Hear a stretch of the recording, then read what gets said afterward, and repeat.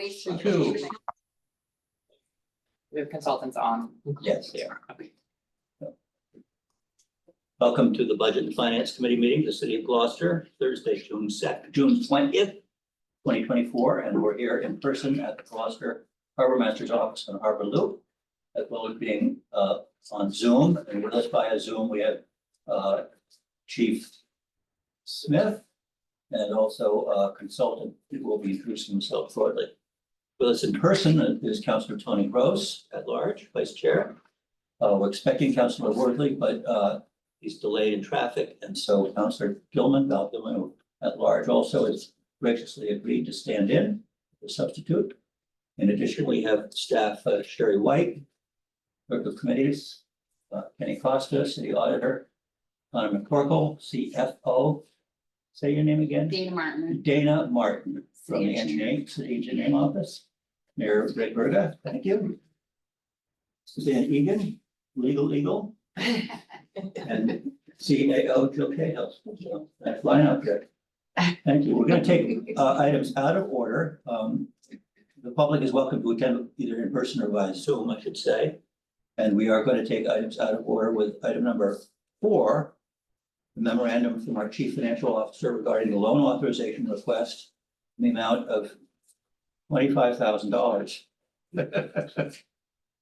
I'm sorry, $205 million, 972. 205. I won't change my glasses. Those numbers are just too large for me to do that. That's a good start. $205,972,280 regarding our waste treatment, secondary treatment facilities upgrade. And the floor is yours, Mayor. It may be better if we have at least the consultants who are online introduce themselves, then I'll give a little intro for the. Excellent.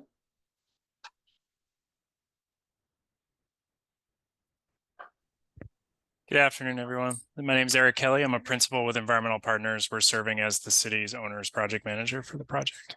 Welcome, Eric. Good evening, everyone. I'm Bob Parsons. I'm the design project manager from Tetra Tech, senior project manager, and here supporting the city as well.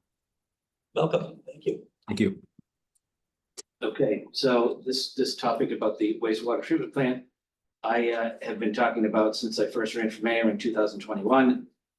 We as a city collectively have been talking about it since, I don't know, 1980. As you know, we have a primary treatment plant, one of the few on the East Coast that doesn't have secondary treatment. Under a consent decree from the federal government to upgrade to secondary treatment. What we have before us tonight is the loan order. There's a lot of moving parts in that. Conrad and consultants will go over. But in a nutshell, this is something we've got to do. Not a pretty sight, and I wish we all need special glasses to look at that number. That is a huge number. I'd say by far the single largest loan order ever to hit the street here through the city of Gloucester. But something we need to do to stay in compliance. I think it's important that we remain in the good graces of DEP and EPA. And as you'll hear as the presentation goes on, there's some good loan programs and other opportunities for us. We've been speaking since before I took office to our federal delegation and our state delegation about this project. We've received about $3 million from the federal delegation through congressionally directed spending, formerly known as earmarks. And then I think about 300,000 from the local delegation for what is still called earmarks at the state level. There'll be about 100 years to pay this off, but we're going to keep working on getting more and more each year. And these opportunities for loan forgiveness and loans and other opportunities will help make it a little more palatable is not the right way to put it, at least doable.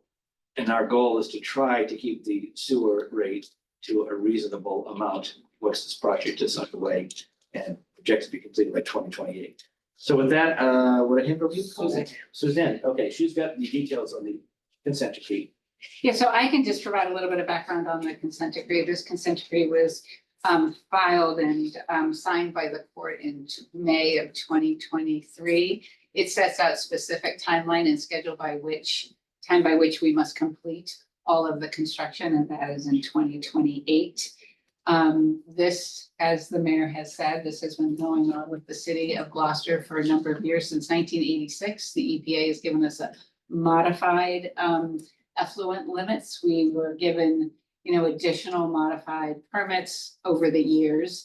And finally, in 2022, the EPA denied our request for a modification of that permit. And that's when we began the discussion about entering into this consent decree.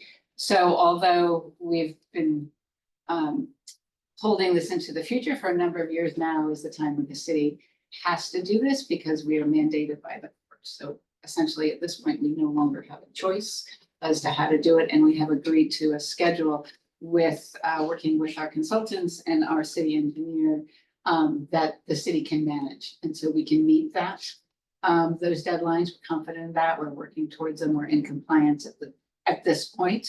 And so this is the next step in the process. Can I just want to add something I left off is, so when I was on the city council in around 2010, the number being kicked around for this project was about $80 million.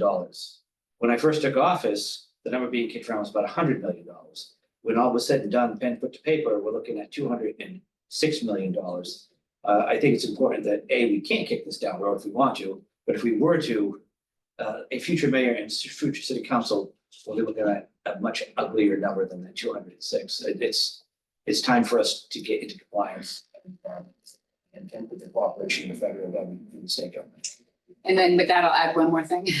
Within this consent decree are stipulated penalties. So we have to meet the deadlines that are set forth in here. And if we don't, we'll be penalized by the federal government. So we're under, not only is it a court order where we would it would be subject to an injunction, we'd also be subject to various stiff penalties if we don't meet the schedule and if we don't undertake this work. Okay, What number consent decree is this for the city? what number? Yeah. On this topic or No. altogether? Oh, yeah. Well, we had a consent decree for the CSO, the combined sewer North overflow. Gloucester. Yeah, North. Well, I think the CSO was after North Gloucester, Yes, but I'm it not was. sure. Yeah. Wasn't a CSO? Yeah, 100 million. That I'm not was, quite sure. that's, That was- yeah, I was on the council at that time. That was a big number too. This is bigger. Yes, it And, is. yeah. Not that we're proud. And that consent decree was, that ended in 2021. So there's nothing outstanding on the ones. Yes, exactly. You're all set? Yes, and We're gonna hand it over to, they just have a couple slides to share with you guys. So I should stipulate that, Mike Hale, DPW director, is unfortunately at a funeral out of state for a very dear friend of his. So we feel confident in the team that we're here, but I think everybody in this room knows that Mike is extremely dedicated to this project and has shown leadership throughout. So he will be at the public hearing on Tuesday.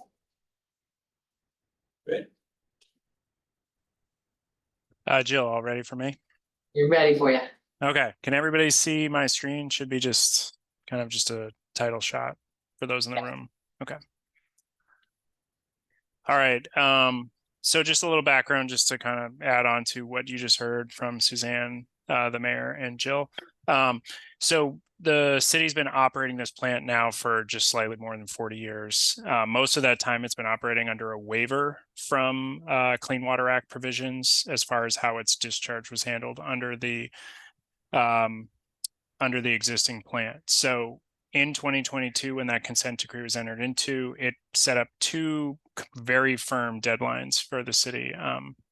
That was that construction of the secondary upgrades be completed by March of 2028, and that we are in compliance with the newly issued but on pause discharge permit by June of 2028. We have recently completed preliminary design. That was what Bob and his design team completed this past all of a few weeks ago. We're now at the phase where we're going through some regulatory review, and we're putting the SRF funding package in front of you all tonight for authorization, both at this meeting tonight and then Tuesday. That's an administrative item that we have to get completed by June 30th.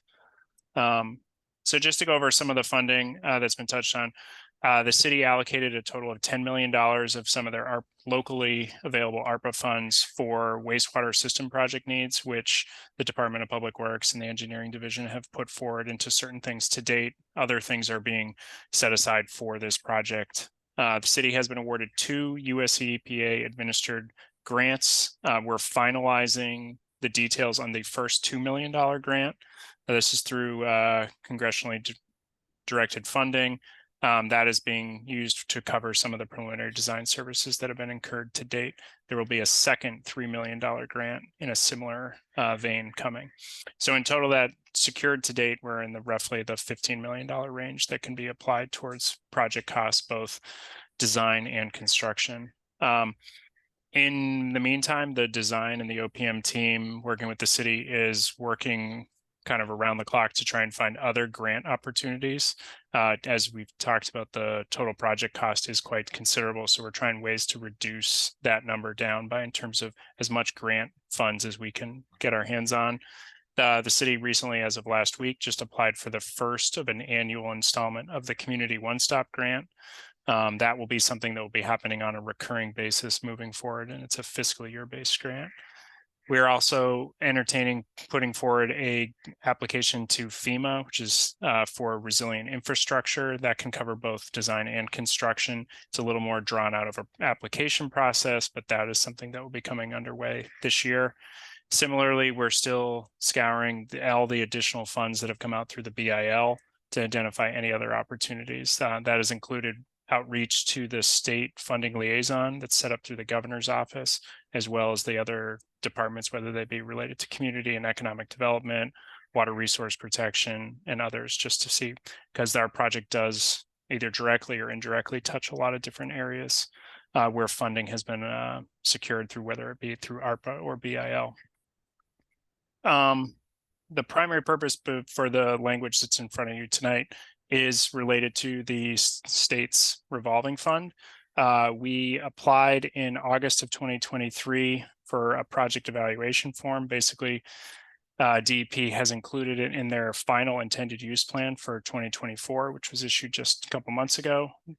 That allows the project to be eligible for up to 100% of its project needs, which is the $205 million. The terms of the SRF program have evolved a little bit just due to the influx of additional federal dollars. The loan term is negotiable up to 30 years. There is a preferential interest rate. SRF is usually attractive to a lot of communities because it usually locks in at 2%. Due to the city's identification as a housing choice community, they are getting a 0.5 point reduction, so a rate of 1.5%. Currently, we have a minimum 3.3% principal forgiveness due to being a tier 1 community within the disadvantaged community classification system. The primary reason administratively we're here is for that to get the local appropriation and borrowing authorization, which is due by June 30th.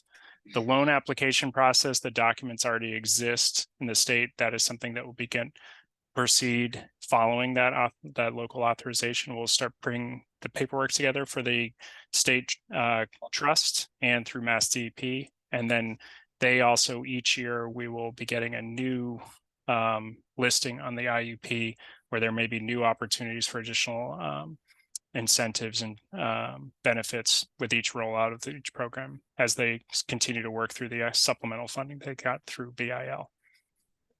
So that covers kind of just the nuts and bolts of the funding to date and what we're seeking as we move forward in the coming weeks. Eric, I missed it. Could you refresh me on what the BIL is? So this is the I'm going to bipartisan infrastructure law. So basically, Massachusetts received about an additional $1 billion in additional monies to be allocated out through the state revolving fund, both drinking water and clean water.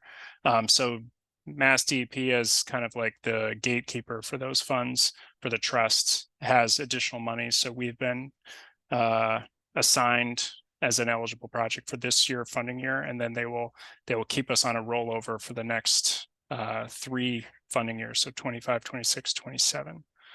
We will keep getting tranches of SRF funds for the project.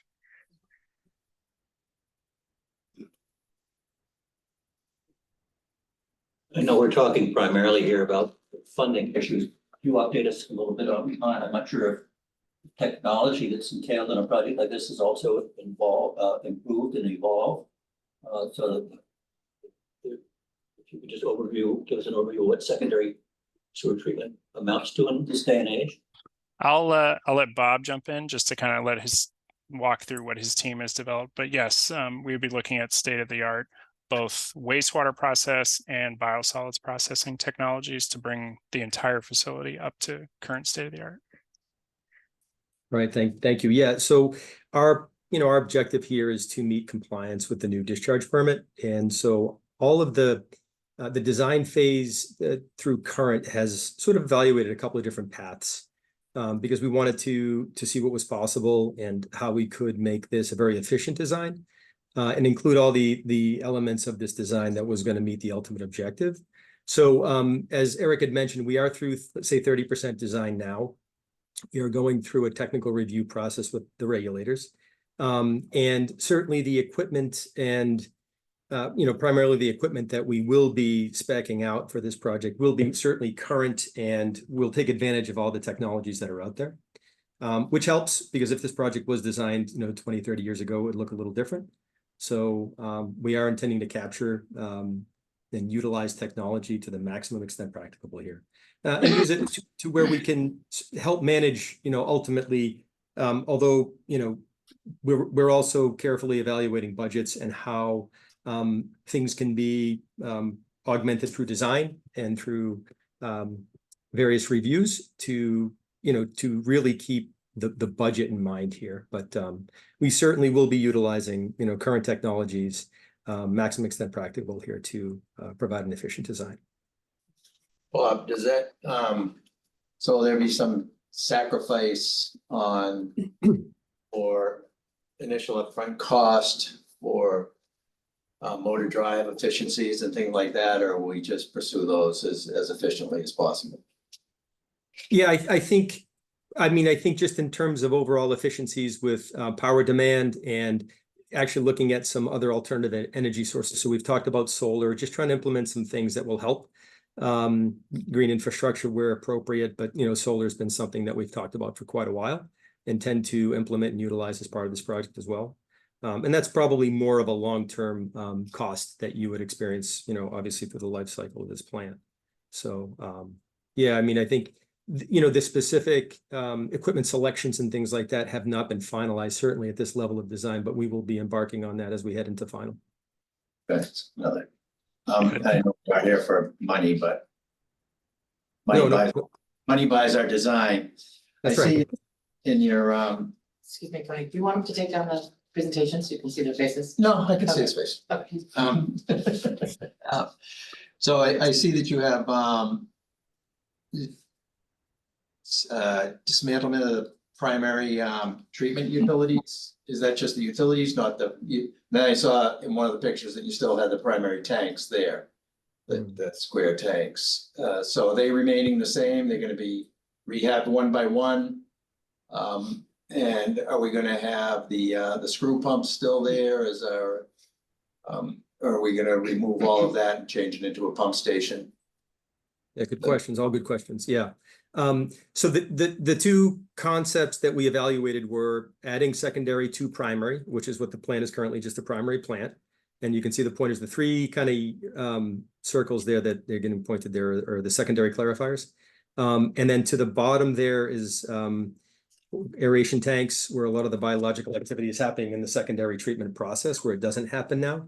So the two alternatives we kind of looked at were maintaining primaries and adding secondary. And the other alternative was going directly to secondary and meeting permit compliance. So those are the two paths we push forward. We arrived at adding secondary and retiring primaries, and that's where the current preliminary design sits.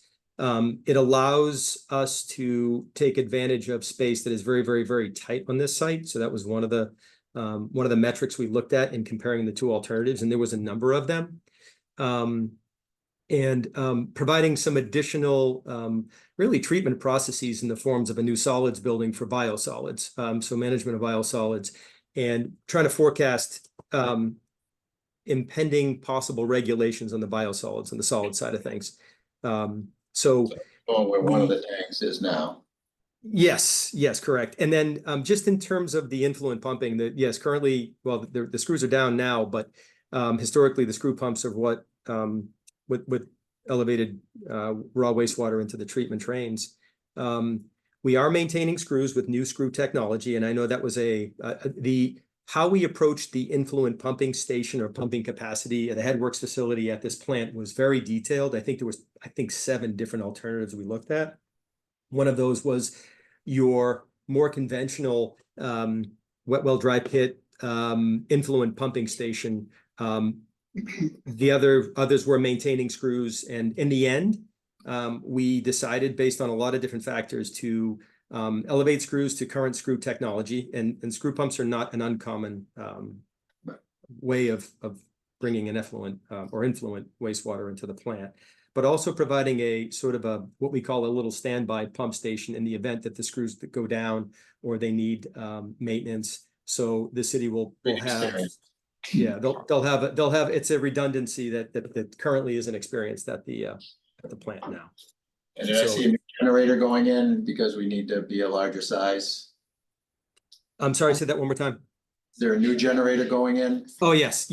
So the current plan is to so yes, backup power for the entire plant right now. I think the plan is to continue to utilize the existing generator that you have out there, because I don't think it's that old. I don't remember specifically the age of it, but then augment it with a second generator that would be sited. I think it's actually shown at the bottom of the screen there. It's kind of tight there, but yes, thank you, Eric. To augment the balance of the power needs in the case of an emergency. Could you also speak, I appreciate Tony's background at the plant and his technical questions that not all of us are familiar with. Excellent question.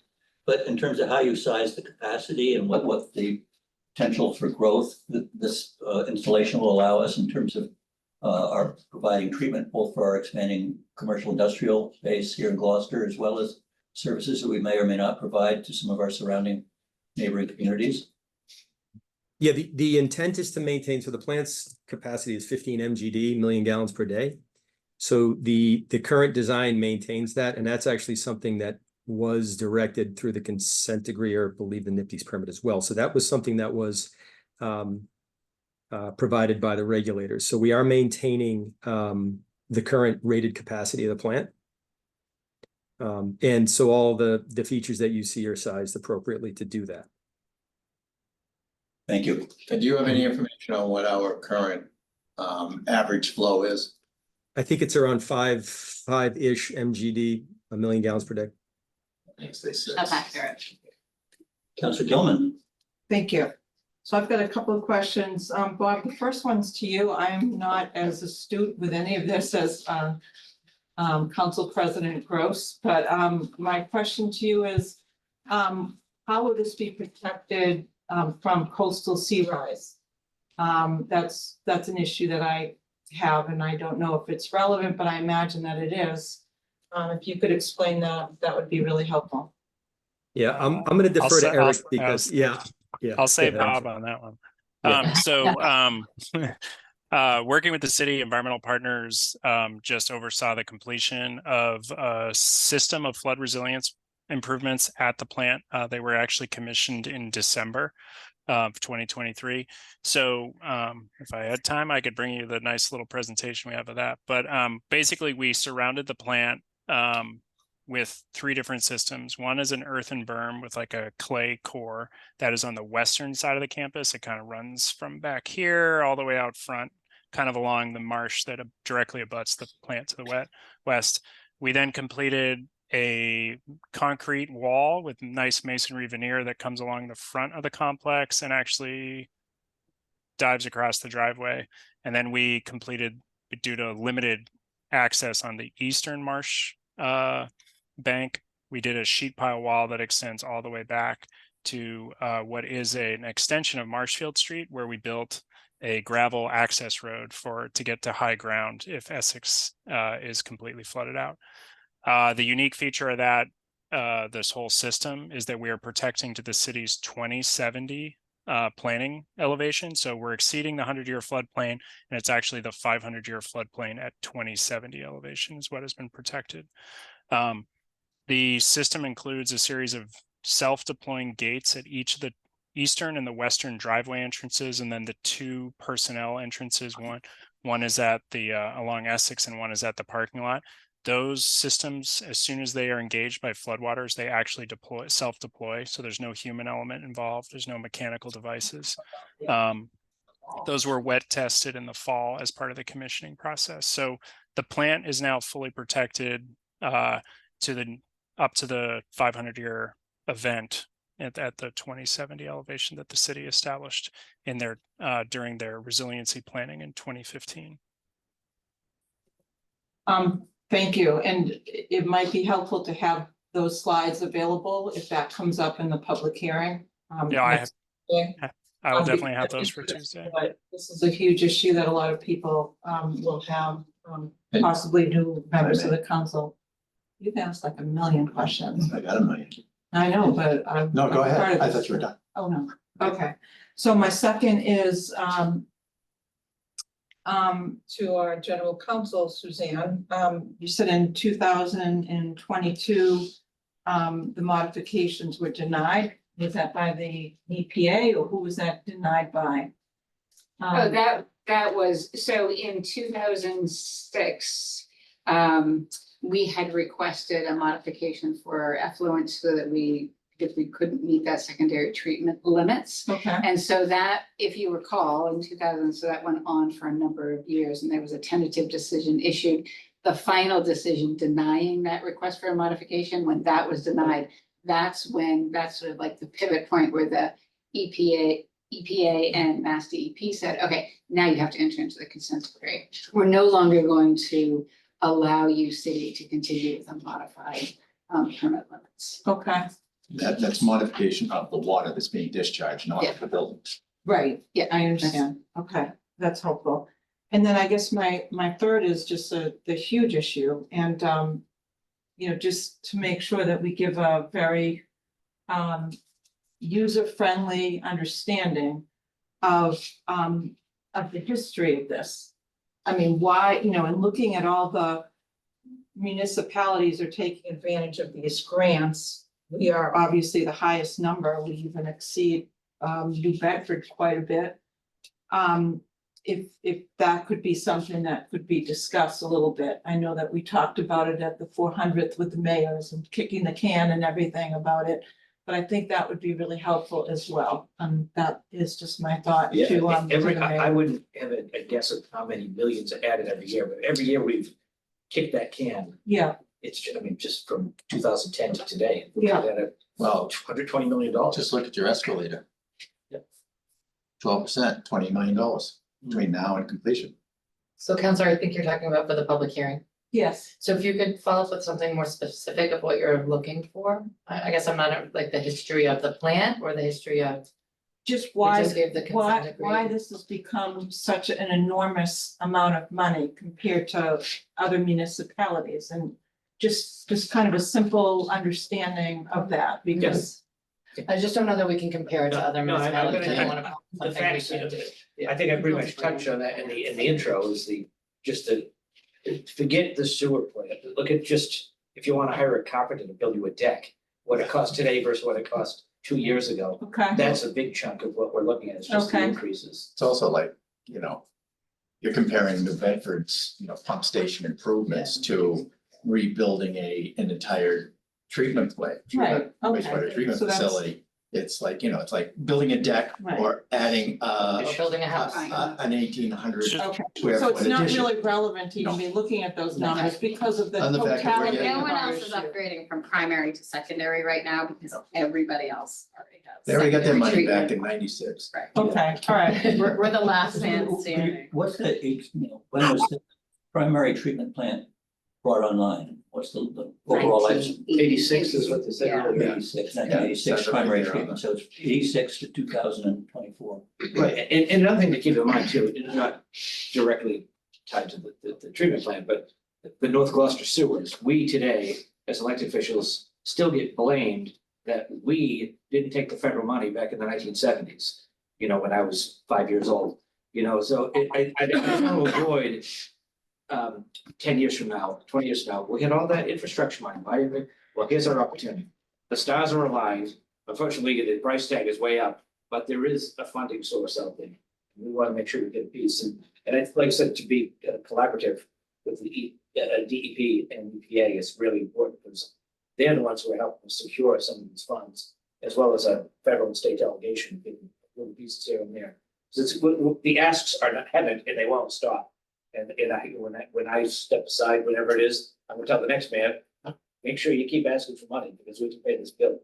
So one more question and then I'll Please. be silent. No, don't be So the expectation is that this is completed by 2028. But that doesn't necessarily mean that we're gonna be through paying off the loan. That's gonna take a long time Yes. after that. And they'll But get these into the, rates are reasonable, Yeah. but you know, it's gonna be a long time. and maybe I don't know, Colin, you or one of the. Oh, Mayor. Sorry, Colin. I fall into the trap of very mistakenly calling him Colin, and I just did it. So Colin. Connor, please speak for Colin. So we're not going to be borrowing 206 million tomorrow, so if you could sort of talk about how this is staged and. Right, so the Clean Water Trust has a maximum amount you can borrow every year. Bob and Eric probably speaks that a little better than I, but for this next funding cycle, it's $50 million. So assuming we get that 4 times over, it would be, you know, maybe 3 borrowings of $50 million, and then the 4th borrowing will just be. And are those the ones that are 30-year? So I think it'd be helpful, so we'll be negotiating the terms of the loan once, but we have to have this in place to even stay on the. Right, this is But just, they can talk you through that. Clean Water Trust has an interesting cycle, so we're kind of each year. We have to, like, depending on how much money gets in flux from the federal government.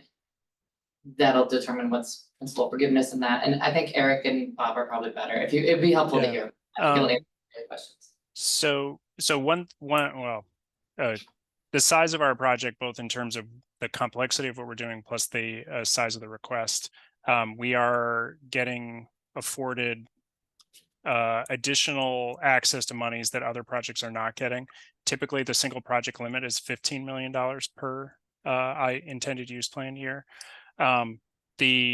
So they're already kind of affording us that opportunity to borrow more than a prototypical project. That said, every year there will be some tweaks around the edges that the trust has ability to do.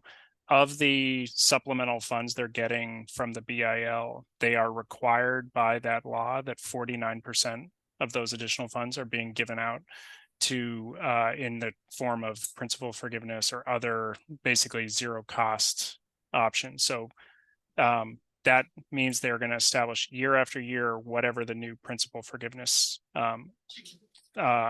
apportionments are. We have seen projects that have been successful because of the influx of BIL monies that they make exceed these minimums that I shared before of 3.3%. So there is a potential opportunity the trust might have available additional funds, maybe this funding year, or in subsequent years, depending on what other projects are getting funded. So that is an annual process where you get to find out if there's additional incentives or subsidies that our project can be a beneficiary of. But right now, the first one for the 2024 is kind of as we presented. There will be a 0.5 point rate reduction in the initial borrow. There's a minimum of a 3.3% principal forgiveness. And then anything we do to provide additional monies through grants or other sources, we can obviously reduce the total ask of the loan. We do get 4 opportunities with those loans, as Connor pointed out. So it's not like we're signing up this fall for the full amount. SRF is there as our backstop to fund up to 100%, with the intent being through other resources, we find ways to reduce the amount that we're using the state revolving fund for.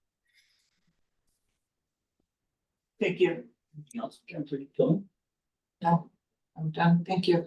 One other question on the financing side is how this debt burden on the city's books impacts our other borrowing and debt reduction that's currently in place or will be in the future in terms of other capital intensive projects. I think it will have an impact on our bond rating, because we're gonna have so much more debt than we have had in years past. I think right now we have about $100 million unauthorized but unissued. So after this, we will have $300 million authorized but unissued. So it's a really significant increase. I know our ratings agencies are gonna have a lot of questions about it once this has been authorized. And can you do anything to help manage that? And put that in an I mean, we're obviously under, we don't have a choice in this. This is a necessary investment in the city's future and in compliance that we don't have choice about. So it's obligatory. Right.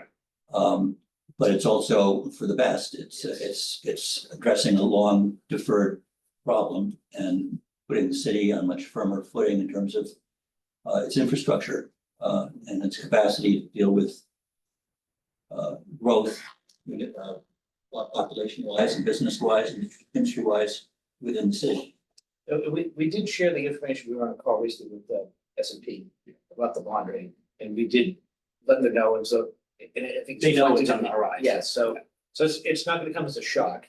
That doesn't mean it's not going to impact the bond rating, but you know, we were very upfront with them about where we are and where we're headed. And to a point, the numbers are the numbers, but of course, they understand the context behind it too. I hear John Dunn, the numbers are the numbers. Thank you, Connor. So, I mean, one of the big questions it's gonna be is, how is this bond going to be paid back? Because I do not envision it being on the ratepayers, that would just explode that. I was just wondering what the administration's, what their explanation of how this bond is gonna be repaid.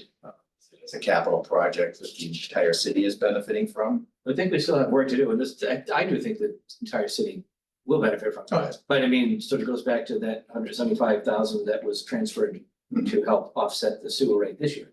And, you know, it's important, we're cognizant of how sensitive that topic is. And if we were to plug in the entire amount onto the sewer rate, I mean, probably looking at a tripling or quadrupling of what's already there. I think double is a safe Yeah, at this point.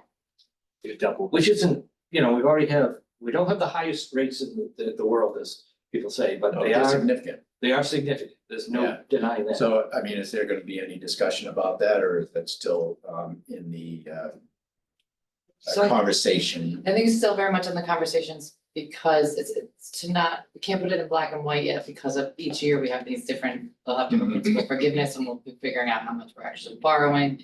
So I think it's gonna be ongoing, and obviously if there was a debt shift or any of those types of movements, we'd have to work with you on that. So I think this early stage, it's not black and white enough to say we should do it this way or we should do it that way. So I think it's gonna, each year we're gonna have to take a deep dive and look at it and check and look into those enterprise funds. That's why we, you know, we did some work on this year as well.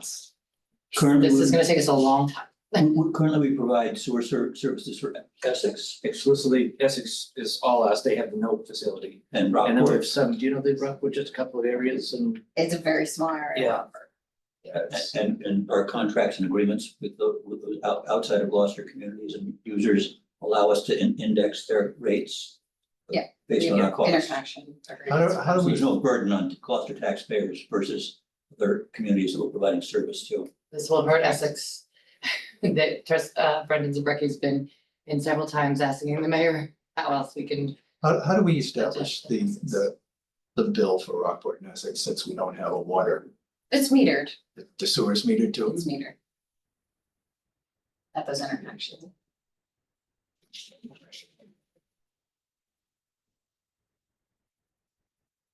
Can I ask one more Of question? course. Councilor Gilman, Councilor Gilman. You said you're gonna be silent. That's what I said.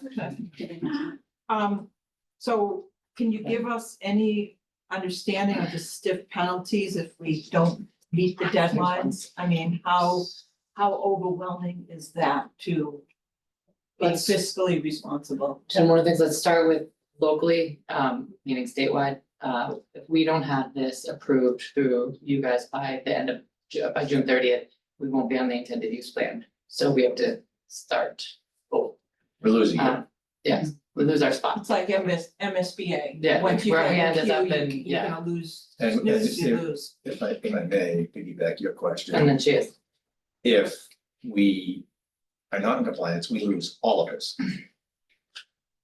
through the consent decree.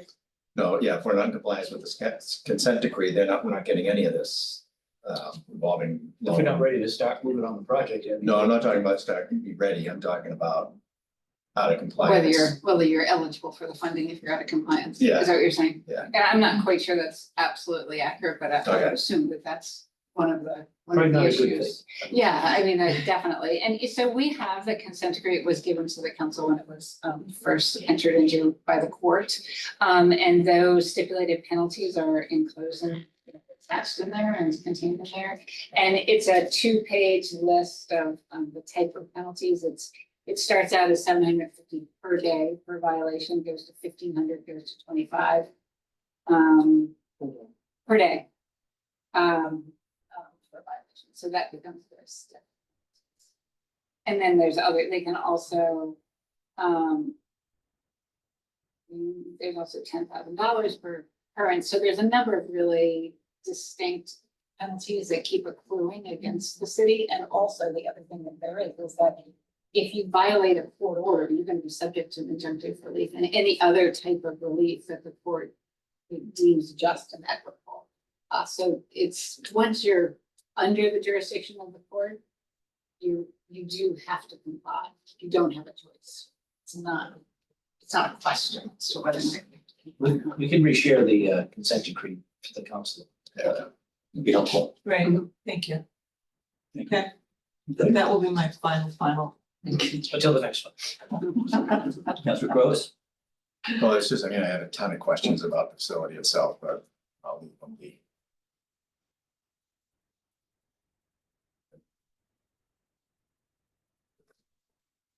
Remember, Council Worthley does have his hand raised. Bring him in, please. He's not, then you gotta open them to all public. Okay, well, then he's not able to go, unfortunately. I mean, unless he steps back and. I'd like to continue because I was here for the whole, through the chair. Absolutely. I was here for the whole duration of this Well, conversation. he'll be at the public hearing. I've been here for the whole duration too.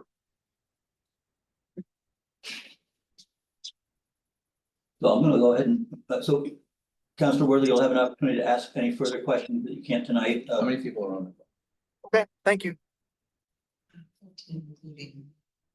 Yeah. There's 4 attendees, Or attendees? well, 3 from the city, 1 from the paper. I'm happy to let Councilor Worthy ask a question. Yeah, there's no. Okay, Well, there's 2. Tonight. So it's your choice, obviously, but we don't. Do you? I'm just in the interest of airing questions now while we can. Right. Councilor Worthy, you'll be allowed to ask questions. Thank you. So you're saying I can talk, I can ask questions now? Yes. Okay. So firstly, I'm sorry that I couldn't be there in person. I have been part of the meeting since it started. I switched from phone to video. But I'm gonna pull over so I don't get distracted while I'm driving here. So first, thank you for the presentation. Thank you, Mr. Mayor, for bringing this to us. I know it's not a fun thing to be working on, but it's required. Let me shut my GPS off. Sorry. So I do have a couple of questions. Am I still here? You Yes, are. okay, good. So, firstly, we were required to have secondary treatment since, I think I heard 1986. Is there any concern that with this 50-year delay or whatever it is, that we finish this project and then there's a tertiary requirement for treatment that's higher than what we're putting in place right now? And if so, should we see about planning for the next, we don't want to be doing this again in 10 years or 20 years or 30 years while we still have this loan. So I just want to throw the question, is there a standard that's higher than what we are required to be part of now, that might be coming in the future? I think that's a good question. I give you guys the consultant Can I, we were not.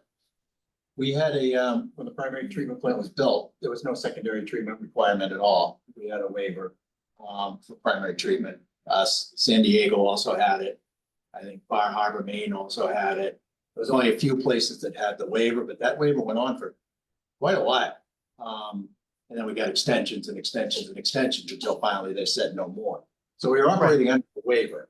It wasn't, and at the onset, Leo Alper was mayor. When he built it, it was in complete compliance at that time. But I understand that.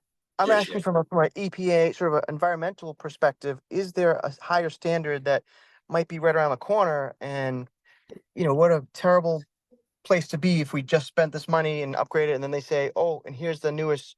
And we find this on the stretch code, on different things, of the building code. We find that in all sorts of inspectional kinds of services. So I just want to throw that out there as a question to the consultants. Are they aware of any movement to raise the standard for the benefit of the environment, but Clean Waters Act or any of this compliance issues? The only, what we've done is primarily we have built in some flexibility on one of the biggest fronts of uncertainty that's facing not only wastewater industry, but also drinking water and others, is with emerging contaminants and how we're going to be able to handle the biosolids that are generated from the facility. So all the solids that come out of the treatment process have to be shipped off site for disposal. So we're looking at ways to make that process the most efficient, because the expectation is the regulations that are imparted upon that part of the wastewater treatment process are going to grow in the coming years. And what the city's facility does now will most likely be unavailable to them, or will be at a location that is even further afield from Gloucester. So we're looking at providing that robust solids processing capability so that we can try and get it as dry as possible to minimize the transportation and disposal costs, because there's a lot of uncertainty in that sector.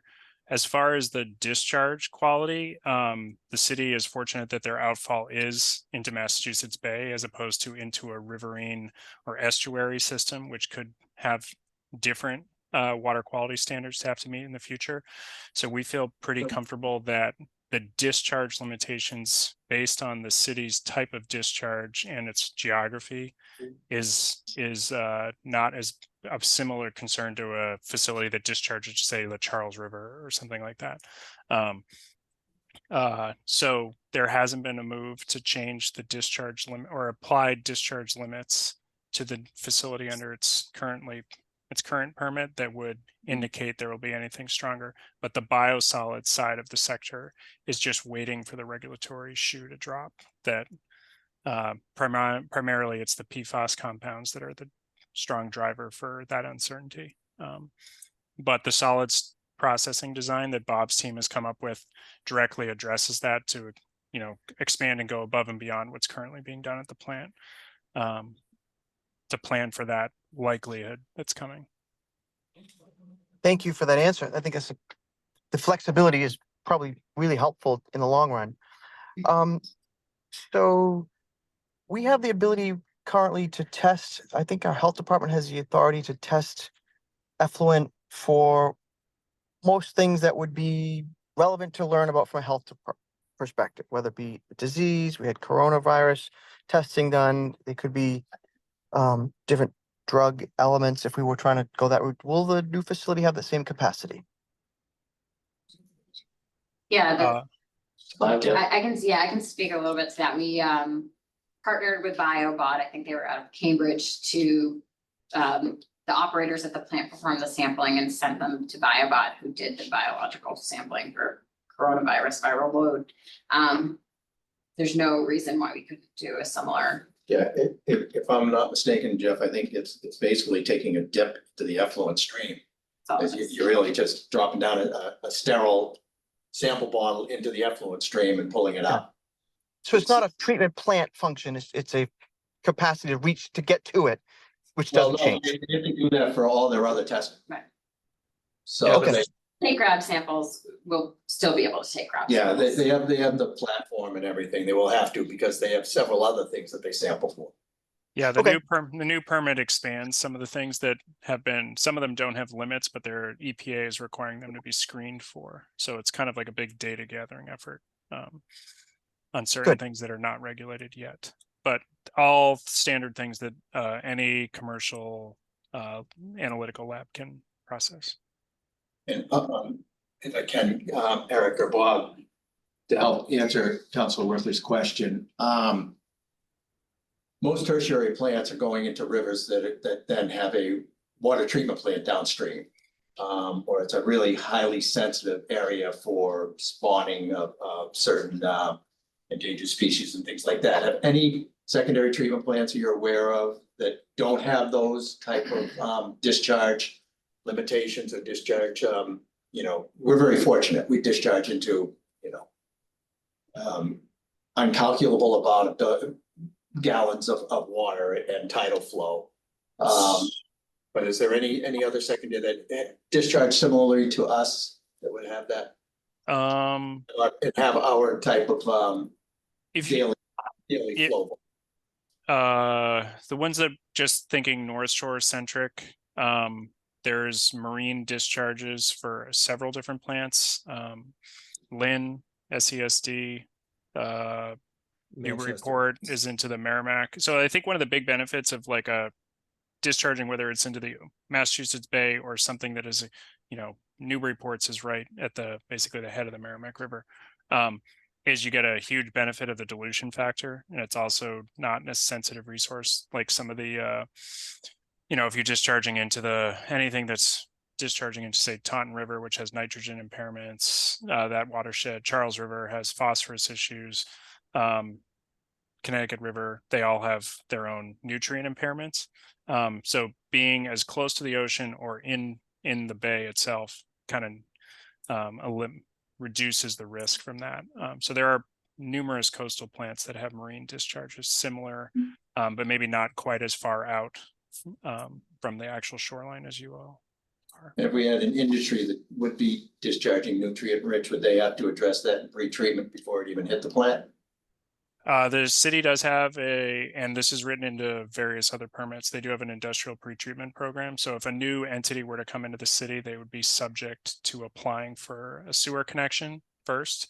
And then they would have to disclose as an industrial discharger what they're doing and they would be subject to meeting certain standards before they could discharge into the city's sanitary sewer system. Thank you. Thanks. I just have a couple more questions, if I may, Mr. Chairman. Yes, please. So obviously, if we're using current capacity is 15 million, and I think you said the average is 5 million per day. So that gives us, a chance to go up. Now what's 150%, right? Is that right? Or 300%. But nonetheless, is there any consideration for providing for more capacity so that if we were to do a little more regionalization with Manchester or Ipswich or whatever, and that's obviously thinking a little more complicated than we need to for today, but has there been a consideration for what the cost would be if we wanted to have a higher capacity? Mayor, I think. Yes, well, we had discussions before we even began this with the town managers, Essex, again, it's tied to us regardless. Rockport, very little, but Rockport's having trouble with their treatment system. Manchester is in a worse position than we are. And we had looked at, it was actually Congressman Moulton would suggested we look at regional approach for funding opportunities, which turned out was kind of irrelevant. So we have no plans now to do something regionally. I guess it depends on once all is said and done, what kind of capacity we have and what capacity, say, Manchester is going to need. But one of the issues that stops us for the Manchester connection is our sewer line stops on Western Ave at Right. probably just around the bend from the Little League field. So we'd have to run a sewer line, if we did it a la the Essex project at their expense from there to the Manchester line. But then we have the issues of how much development that opens up along Western Ave. So we kind of decided we had to move ahead as just a single entity, Gloucester, obviously Essex also. But again, I'm open-minded if there's additional capacity down the road, but our focus right now is just Meet the consent decree for us. there was no cost benefit when we sat down and went through this. There was no financial benefit to us taking that on. And the other communities were not ready to make the move and we had to move. So we looked into it deeply and like you said, I think they said, correct me where I'm wrong, the capacity is 15 million gallons a day and we're at used is 5. Average use is 5. So capacity is not a problem. Right. Just- I think, yeah. Yeah, just a clarification on the capacity too. Just because you have an average of 5 and you have a hydraulic capacity of 15, you need to have that bandwidth to accommodate peak events. So if you were to take a facility that has a dry average day flow of say 15 MGD, it's going to have a peak capacity of in the neighborhood of 50 million gallons a day. So it's not a 1-to-1 like where you have a hydraulic capacity that can absorb those swings. But we're not at risk with the permit here. If we were seeking a change in our average day permitted limit, then that would trigger a whole nother layer of environmental compliance, which we are not subject to. Right. I think just to further that comment, Gloucester is still considered a combined sewer overflow community where you've got those peak flows coming typically during wet weather, and that's not unique to Gloucester. I guess CSO, yes, but that additional capacity is really there to address the wet weather influence that you see at the plant as well. I see. Thank you for that. A couple of questions that are really for our local, I mean, I can see you're local because you're supporting us, but I mean, for Kenny or for Connor, Mayor, and for Jill, and I heard that we will sort of cross that bridge when we get to it regarding how this gets paid back. And right now we're only focusing on authorizing the loan. But I do want to throw just a couple of questions, and if they're not appropriate, Councilmember, you can just let me know on that. I think we heard that Rockport and Essex towns are metered, so they would, if we were the sewer rate, they would be impacted proportionally. If we were to put this on the tax rate or a debt exclusion override or some other capacity where it wasn't just on the sewer rate, is there a mechanism to assess Essex and Rockport? That's a good question. I would have to ask Nancy, I'm not sure. Yeah, Nancy may know it'd probably be illegal. And and it would be driven by the intermunicipal agreement. And if circumstances change, then there would always be that opportunity to amend that intermunicipal agreement to account for that. Right. And I would say, Jeff, that I would want to do is say, the burden's gonna be borne just by Gloucester folks because of the way this mechanism is set up, we will find a way to get our fair share from our neighboring communities that are participating. But it's good question to raise.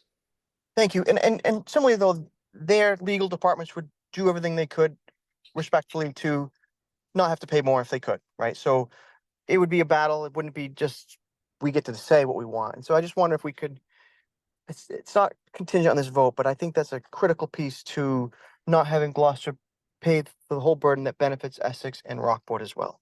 Right, well, I think to Jill's point earlier, when she mentioned the town administrator from Essex, he's anticipating they're gonna be on the hook for a portion of this. So Right. I'm not gonna let a technicality make us carry 100%. We'll find a way, Got it. a way to do it. I've got a lot of respect for Brendan Subricky, so I'm sure he will do his part to work on that. Do we need to worry about terms of the loan, interest costs, anything like that? Is that factored into this decision at this point? So we know what the interest will be for this first round of borrowings, which is a 2% interest, and then we get a 0.5% interest. Bit of incentive to bring it down to 1.5% interest, but that's just for the first round of borrowing. We don't know what the trust will offer in subsequent years. That's what makes this a little tricky to estimate. Can I clarify either through Bob, Eric, but the trust typically has lower interest rates even without this influx of infrastructure money. Is that true? They're not at the regular borrowing rate of a bank. Typically, they've stayed right around 2% from my entire experience with them. Sometimes some communities have been fortunate to be just under them. But those days seem to have kind of passed us in the last few years. But so SRF has become an attractive option because of that reason. So I guess we don't have to worry a whole lot about the quote unquote adjustable rate that hit many homeowners in years past. It may go up in the next borrowing, but they traditionally are like a 5 or 10% program. No, they're traditionally, in all my experience, it's been right around 2%. And then there's some special incentives for certain project types or community socioeconomic factors. And that's been part and parcel to the program all along. It's just now with the new monies that have come in we're in, I guess you could say, year 2 of the new monies coming from the BIL. The project is well suited to maximize those incentives just because they've got the influx of additional money. So hopefully that turns into additional subsidy and other financial incentives that we can take advantage of in the 4 years that will be on the intended use plan. Maybe Connor, you confirm that a 0.05% incentive decrease in the rate from 2 to 1.5%. It's material in terms of what the annual savings of interest costs would be. Yes, I can probably tell you. And I want to point out that reduction in the rate is based on us being a housing choice community, which we've worked very hard towards. And may or may not be affected if we are not successful at 3A. So, and continue to move through development. So it could have some of the, if we didn't comply with 3A that. They haven't put it on there yet, Okay. but in all of the applications or grants, like the one stop that we did, housing choice is one of the things you have to check the box. 3A compliance is when you have to check the box. So we are out of compliance with 3A, you may no longer be eligible. Housing choice community, which means we will be eligible for this. So if we get the same incentives for each of the 4 borrowing cycles, the 0.5% interest is about $11 million. Thank you. 11 billion years. Big difference. Couple more questions and I'm done. So I think I read there was a press release maybe 6-8 months ago where whether Congressman Moulton or was it Senator, I think it's Senator Markey or Warren, thanking them for, I don't know, was it about $2 million towards this project? And they're not responsible for the city of Gloucester kicking the can down the road over 40 years, but I do think with a federal mandate, is there an opportunity to lobby them more and maybe even bring in Rockport to try to lobby more? Because it's a federal mandate and it'd be nice to see some other. The lobbying started before I took office and it continues every time I see or speak to the senators or the rep. I put in a plug for this project. And we're actually trying to set up a meeting with them and or their staff to talk about this, because we kind of got skunked on the program, the state liaison program. The money that came to the state for projects like this, we had a very nice meeting with Quentin Palfrey, who's running the program at the state level. And it was pretty clear that we didn't qualify for anything they had. Beyond this. So we're trying to set that meeting up with Senators Markey and Warren and Congressman Moulton, as well as Senator Tarn and Rep. Ferrante, and try to get on the same page and make it abundantly clear we could still use a lot more than we've been getting. We're very appreciative of what we've gotten so far, but we've got a long way to go. I think it's important. Absolutely. We've yet to have this, they've heard this ongoing for years. Assuming the vote tonight and the vote Tuesday night, it's a whole different discussion because now you can really see the impact of the borrowing on the community. Is that the Inflation Reduction Act? Yes, through that program at the state, yes. We sat through a couple of different meetings, Zoom meetings with them, and let's just say that there's no check coming. The only funding through those programs, the infrastructure bill to fund wastewater is the money that they're pushing through the state revolving fund, Clean Water Trust. And that was what Eric was speaking to a little bit about how that influx of money that they give 49% of, and they're choosing to do it in forgiveness. So It's good to know. I just recommend we involve Rockport and Essex in that lobbying because it's just more numbers, more constituents. Even if they don't know how much they're paying yet, it's sort of could be valuable Saving. leverage. Trickle down to them, that's for sure. Right. My last question is, Mr. Mayor, you're putting $10 million from ARPA funds towards this. Yes. And there's a qualification, if I recall, that money be allocated by December 30th of 2024 and spent by 2025, I think. 26, but yes, and Okay. it also can be used toward the design, which we've already started spending, so. We're now, it's the allocation, it's all set for that, for the deadline of the end of this calendar year. And I don't think we're gonna have a problem spending that 10 million by the end of 2026. And after all is done with the remaining, we're trying to see where opera shakes out now after what's left over. And we'll most likely be plugging it into this project too. I don't think there's gonna be millions left, but. No. We could always use it and everything will spend through it in time. Yes. Yeah, so we don't have to have like the ribbon cut to have the money spent. There'll be a lot of spending along the way. Okay. My other questions will be later regarding who and how this gets paid for, sewer rate, tax rate, debt exclusion. But as far as I understand, that's not required to be figured out before now on Tuesday. Is that right? Correct. Okay, so I'll save those for later. I appreciate the exception to allow me to be part of this. It will save time on Tuesday. Thank you for participating. Thank you. Anybody else with their hand raised? Chair, the meeting. No, nobody at this time. Okay. If there are no other councillor questions. Councillor Gilman, you good? I'm good. Thank you, Counselor. I changed my glasses. So this is item number 4 on our agenda regarding memorandum from the Chief Financial Officer regarding a loan authorization request in the amount of $205,972,280 regarding a WPCF secondary treatment and facilities upgrade. And Budget and Finance would hereby move to recommend that the City Council approve the loan order as follows. Order that $205,972,280. A lot of numbers when it's written out, back in letters too.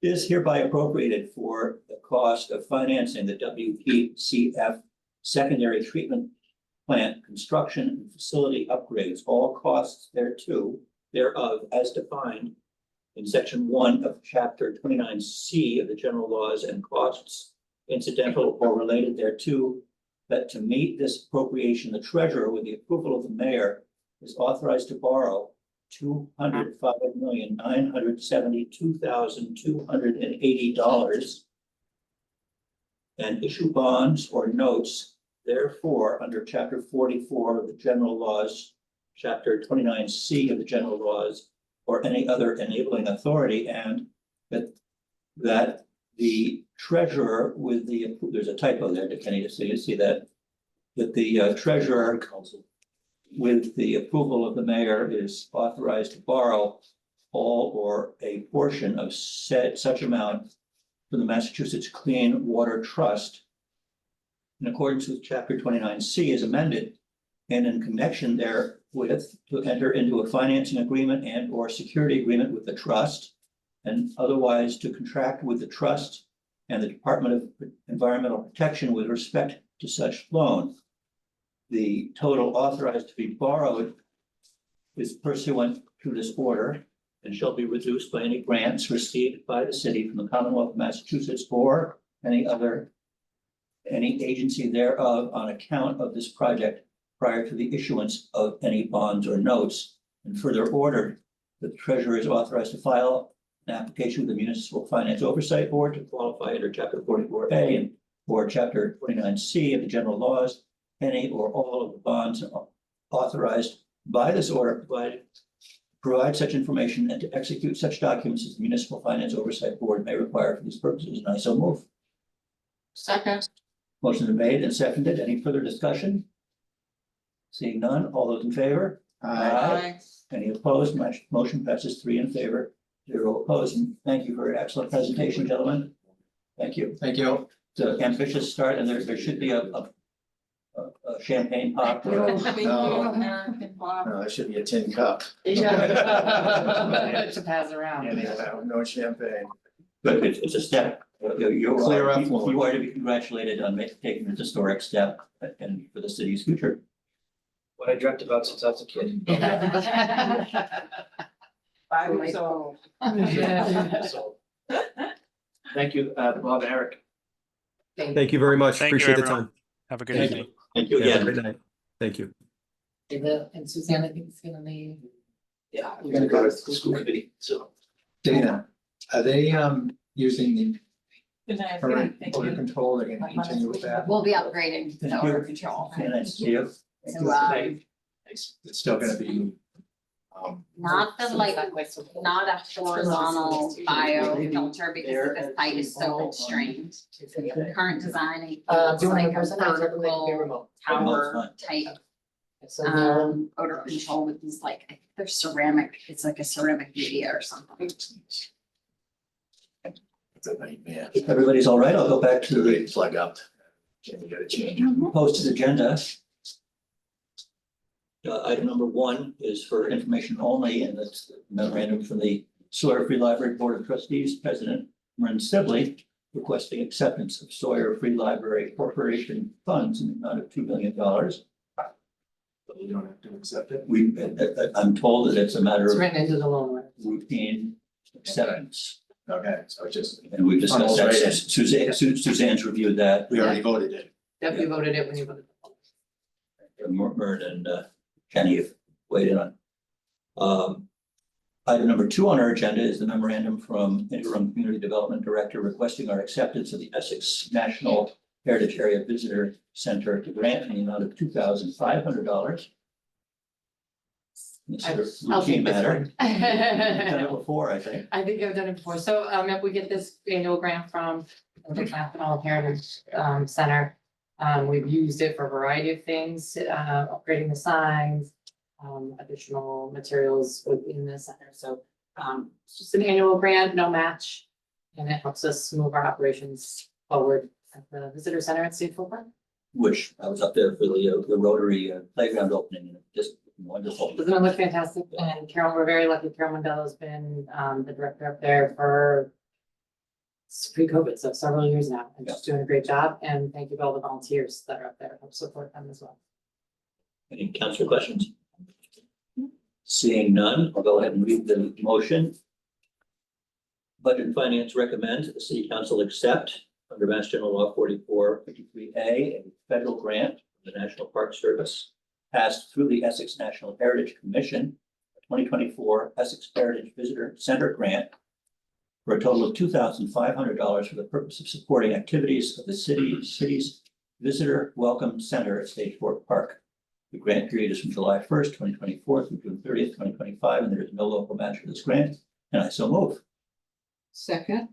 Motion made and seconded. Any further discussion? Seeing none, all those in favor? Aye. And item number 3, Chief Smith, thanks for staying with us all this time. Sorry to delay you, but we have a It memorandum was riveting. riveting. Yeah, big project, so big deal. You're gonna help offset it with a donation valued at $22,000. Let's hear about it. Yeah, so this donation is coming on the heels of the EPA's findings over at the plant that they have there for American Fish and Seafood. This is part of kind of the routine business that the EPA engages in. You know, they come in, they find some problems, they issue fines, and then they typically work with these businesses to come up with better solutions, right? They don't necessarily want the money, they want results. And but the money, the fine is kind of the motivator. And in this case, we end up being a benefactor. The EPA said, hey, why don't you donate some of this, fine money in the form of some kind of assistance to your local fire department that responds to and helps to mitigate these issues. So we worked with Todd Provost over there, and he came up with, the funding amount that the EPA approved and that worked for their company. And so about $22,000, a little under $22,000 worth of metering, monitoring equipment that, does air sampling, basically, 4 gas monitors that we use on many things, along with cyanide meters and ammonia meters. Obviously, they have cyanide, or not cyanide, but they have ammonia in that plant, and that is their refrigerant, and that is kind of the biggest risk that we view from the plant. Once ammonia is loose, whether it's contained, it can be explosive. So we know we've lost a refrigeration plant in this town previously some years ago. So this is a good, I guess, kind of lesson, if you will, from the EPA on how to do better things with their fines and manage it. So we get to be the benefactor. Councilor, questions? No, but I remember the volatility of the ammonia, that explosion. Yeah. Rocked the whole- Once the genie gets out of the bottle, it's not good. I'm just glad it's the Atlantic Fish and Seafood and not Pond Ice Company. Yes, another ammonia guy in the room, right? Yeah, well, it's all gone now, chief, it's all gone. I'll go ahead and read the motion. Budget and Finance moves to recommend that the City Council accept under Mass General Law 4453A and 1/2 a gift of tangible goods to the City of Gloucester Fire Department from Atlantic Fish and Seafood for a donation of equipment to update the entire fleet's metering ability for numerous gases with a value of in the amount of $48,700.83, and I so move. Second. Any further discussion, questions? Seeing none, all those in favor? Aye. Motion passes 3 in favor, 0 opposed. And we're back to Colin. Oh, and I said, the more we joke about it, then it happens. No more joking. Back to Connor. Oracle, item number 5 on our agenda this evening is memorandum from our Chief Financial Officer and Treasurer and a 2024 SA 2024 in the amount of $320,000. So this is sort of the second part to a grant that was accepted at the last BNF, which didn't get into it, anyways, there's hearing about the grant. It aligns closely with the city's sustainability efforts and it matches the use of the Building Maintenance Stabilization Fund. So we're requesting an appropriation out of that fund so that we can have the last touch. We're always interested. I think you did that the last meeting, but you Yep. can go and do it again if you want. Yep, the project and the grant fund, the grants funded 300,000 of a roof replacement at our West Gloucester drinking water treatment plant, along with a solar array for that building. I forgot that neither of you were here at the last one. That's right. We were otherwise You were engaged. both, yes, but you're here now, so that's what's I important. know I was deep asleep under chemically You're both induced. getting Wow. Yeah, so was I, very much so. I think this for the administration's perspective, one, the roof needs to be repaired, perhaps do the repair of the roof one way or the other. With the opportunity to do the roof repair and the solar array on what a building that is an energy hog on $1, essentially $1 for dollar match. Yes, it is. And we have a lot of discussions about solar and DPW Director Mike Hale, has a lot of questions and concerns moving forward, how that interacts with how solar interacts as far as maintenance and repair and energy bills. And so he feels really comfortable. Building integrity. He was really comfortable with this as kind of one of our first test balloons. We'll work with our contractor Veolia to take it, because you have to actively can go up and look at the solar panels. So it checks a lot of boxes as far as environmentally making some strides there. To decarbonization, we get a 1-for-1 match on our investment, which we have to do anyway, and starts to really help us take a look at what it's gonna look like if we want to move towards solar in other places, so. we're good It's about it. good. Yeah, it's a good idea to have a pilot. Zoning project. Excellent, good. Councilor Gilman, any questions? No questions. Yeah, and the beauty of that building is it has a lot fewer personnel inside it. So if you have leaks and things, it's easier to contain. One of you is pretty leaky right now. It's full of water, it's full of water all the time. That's right. I'm gonna go ahead and move for a budget and finance committee to recommend that the city council approve supplemental appropriation 2024 SA 24 in the amount of $320,000 from the Building Maintenance Stabilization Fund, undesignated fund balance, account number is noted, to the Building Maintenance Stabilization Fund, DPW, Building Improvements, account number is noted, for the purpose of matching funds for the Department of Energy IAC implementation grant, and I so move. Second. Motion been made and seconded for discussion. Not to disparage the personnel there, but just that there's more room to get out of the way of leaks. That leak will find you. It always does. Yeah. Motion's been made and seconded. All those in favor? Aye. Any opposed? Motion passes 3 in favor, 0 opposed. Our next item, number 6 on the agenda, is a memorandum from the Director of Elder Services requesting acceptance of donations in the amount of $1,495. And it's pretty straightforward. And I've moved to recommend the City Council accept various cash donations under Mass General Law, support the Council on Aging in the amount of $1,495 from the following members and business partners within our community, who are Marie Doyle, Dolores Mack, Joseph Molnar, Peter Tarbox, Judith Denham, Jennifer Higgins, James Niles, Marilyn Grant, Lanesville Community Center, Donald Grover, Thomas Shumara, Louise Farazi, Virginia Kroom, Annisquam Association, Inc., and Anne Rhinelander for a total of $1,490, and I so move. Second. Motion been made and seconded. All those in favor? Aye. Motion passes 3 in favor, 0 opposed. And Jenny, you have the last. We do have some expenditures exceeding authorization. This is sort of the keynote top of the list of, grand list for the year. And you and Connor and John Dunn in spirit will be rectifying this pretty soon, I hope.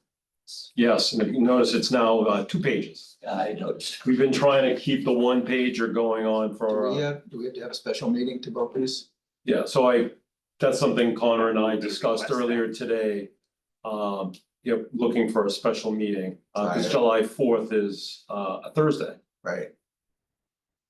So we need to decide on another So we meeting don't date, do it before, June 45th. Because, so it needs to be approved by, so July, I'll screw you with that joke. So it's, by June 45th, July Yeah. 15th. yeah, so July 15th, Got it. is the deadline, so just looking at the calendar. So the next city council meeting is the 9th, right? So then we wouldn't be able, so it'd be the 9th or the 23rd, that's not, so the 23rd is not gonna work, so. It has to be done by the 15th, unless you wanna have a special BNF and a special city council. I agree. Have a special meeting now, right? Yep. So you're gonna have to pick a date. Whatever's convenient. Sherry, do you know what our calendar looks like? That best just squeeze that in if this facility is available. It has to be prior to the 15th. It has to be prior to the- prior to the 9th. So So the only thing I'd like to offer is, I know in the past, sometimes we would have a meeting, a BNF meeting right before the city council meeting. That's another option. I know we The city used council, to do that all the time. city council meeting is on the date of what? The 9th. Fine. So- I'm happy to meet at 5 o'clock, at 6 o'clock. Or. No, At I'd City say Hall? 5:30. It's gonna Yeah. take at least an hour to go through these. Yeah, so if you want to meet 5 in the o'clock. auditorium, Yeah, Council Worthley, how's that work for you? He is no longer on the call. again, unless you'd rather prefer to have another special night. I think it would work well to do it combined. I don't think there's anything controversial necessarily. It's just a No, matter because of. there's only 2 dates that would be available, July 2nd or July 8th. Due to the holiday and the other meetings, the ONA meeting. Yeah, so. I'm able to sub if Council Worthley can't make it. So July 9th at 5:30. 5:30. Does that make sense? So posted. Wait, yeah. Anything else you just want to highlight to us on this listing? Well, this is pretty routine at this time of year. I just hope we don't have the same, next year at the beginning. So in July, if you remember, this started in July where it was a long list. So I just hope we don't have that again next year. Wizardry and magic. Yeah, because as you know, the union contract was approved Right. early in the Yeah, year, and right. then that was just a domino effect. We had to do all the, Yeah, and then if I believe the contract is also expiring again, June 30th, 2024, the GMAA, so I'm just concerned, we might be in the same boat next year. much smaller though. Bargaining, right, It affects just about every department, right, but. About 30 staff. but unfortunately, it does affect every department, so you will have, Oh, right, because if you have a department head, right. Right. So you have to have, Yeah. for each department, doesn't matter. yes, so it's gonna be every department, so that's why it just, Yeah, it's the timing of it. the money's in the budget, it just needs Uh, to get reallocated. No. Well, It's in the contingency. it's a contingency, it's Yeah. not in each department's Right, budget. yeah, Yeah, it's in that, it's Correct. It's not that we have to find it. So, yeah, so this time of year, this is typical, as you know, it's snow and ice. So, typically in a deficit, so this is all routine. Now it's just finding the money. Transferring over. Discuss it. Motion to adjourn.